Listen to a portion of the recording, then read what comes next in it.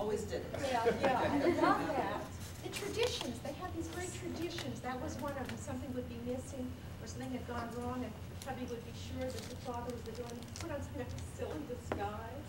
And another tradition, of course, as has been mentioned, was witch hazel. And Lulu usually made these stories up because she was babysitting Alvin, and it was to keep Alvin quiet. And it always starred the little girl. And the little girl, the poor little girl, and it was Lulu, really, with a patch on her dress. And she always went out into the forest to eat beetleberries. The tradition, part of the fun of Little Lulu was the tradition, was the constant recurring themes.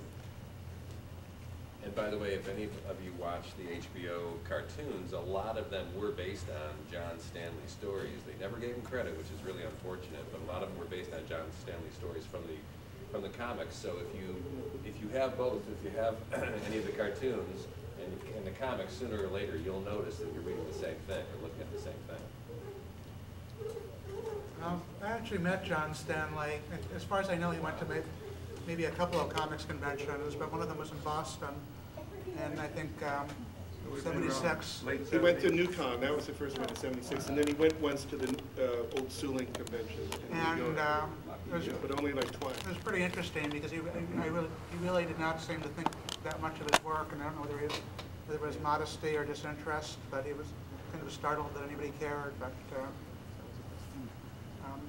he seemed to have a good time, and he drew Little Lulu for people. Also, I have a couple of Stanley drawings of her. Carl Barks was there too, so it was a pretty interesting comics convention.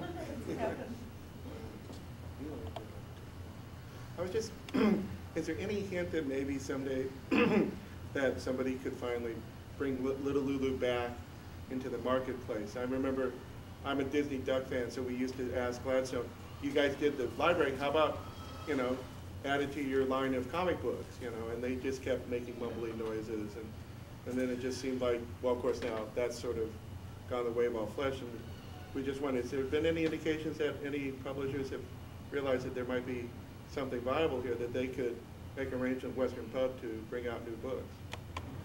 Or reprints, really, would be. Not that I know of. And what I heard was that, it's actually amazing that there's a Little Lulu library that you can get of all of the Lulu comics that Stanley wrote, courtesy, was it Russ Cochran? Yes. Yeah, courtesy Russ Cochran, who also did the EC reprints. And I heard that he took a bath on the Lulu ones, that he really finished printing them just because he had made a commitment to the subscribers, but that they did not sell well. So it's hard to imagine that anyone would consider that, especially given the state of the overall industry today.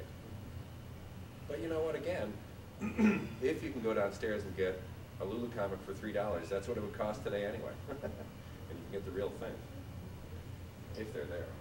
And actually, to be honest, when you think of today's industry, I dread to think of what they would do if they brought back Little Lulu. Or especially have thigh-high boots. I was thinking more like a historical collection. I mean, there's a lot of publishers now who go into, an album or something, because they dip their toe in it or something, You couldn't update. No.